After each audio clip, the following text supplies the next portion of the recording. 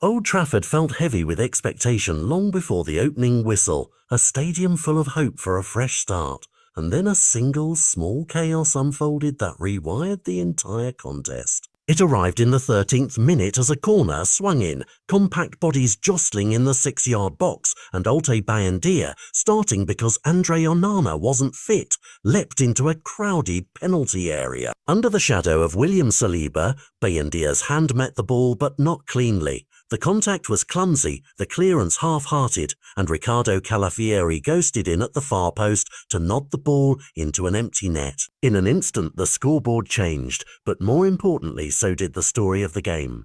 What had been a tense opening turned into a test of character for Ruben Amorim's side. The rest of the match read like a rebuttal. Manchester United surged, carried by bright flashes from new signings and a press that looked hungrier than last season. By the end, they had registered 22 shots, a statistic that suggested domination on paper, yet those numbers told a partial truth. David Raya, Arsenal's goalkeeper on the day, produced the sort of reflexes and saves that hide flaws and preserve results. Many of United's attempts were frantic, misdirected, or smothered at the last moment.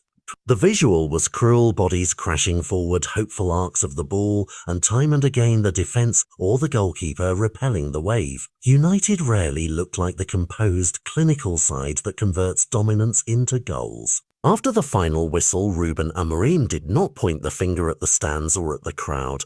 Instead, he stepped in front of his goalkeeper. His defence was emphatic and precise. He argued the contact in the 6-yard box merited a foul call, and that Bayindir had been unfairly judged on one moment when across the campaign, goalkeepers experience highs and lows. Amorim underlined that selection choices are complex and that he considered alternatives, but ultimately he chose Bayindir and stood by that decision. That public backing sends a signal. This manager will protect his players even as the club wrestles with uncomfortable questions about the position between the posts. The fallout is practical as much as emotional. At a club that has poured resources into rebuilding its attack, a single defensive lapse from a keeper turns the spotlight onto recruitment, coaching, and decision-making. Fans and pundits will debate whether this was a freak error or a symptom of deeper instability. Is it fixable through more training, by tweaking set-piece marking and goalkeeper command, or does the squad need reinforcements before the window slams shut? The answers will shape headlines for days and possible boardroom conversations for weeks. Meanwhile, the players who tried to drag the result back have their own story. Graft, near misses, and the bitter taste of being the better side on the stats sheet, but leaving with nothing tangible to show for it. For Arsenal, the morning after is quieter, less celebratory but deeply practical. They did not play their most fluent football, they misplaced passes, and they were loose at times, yet they ground out a win through a set-piece and a goalkeeper who helped close the book when necessary. Mikel Arteta and his squad will take lessons from the match's uglier moments, the sloppiness that crept through their rhythms, while accepting a truth football teaches every season. 3 points on a bad day often matter more than style.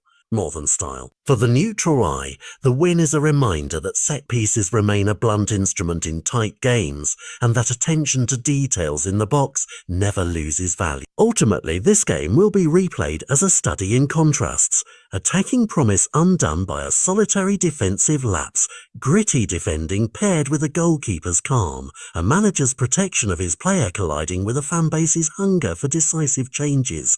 Old Trafford will empty that night still buzzing, but with a different kind of noise, the conversations about who should start, whether to buy, and how to close the glaring gaps that one corner exposed. The truth is simple and savage. In the Premier League, fine margins decide fortunes, and today those margins belong to a set piece and a single touch. The rest of the season will reveal whether this was a smudge on a coat easily cleaned, or the first stain of a deeper problem.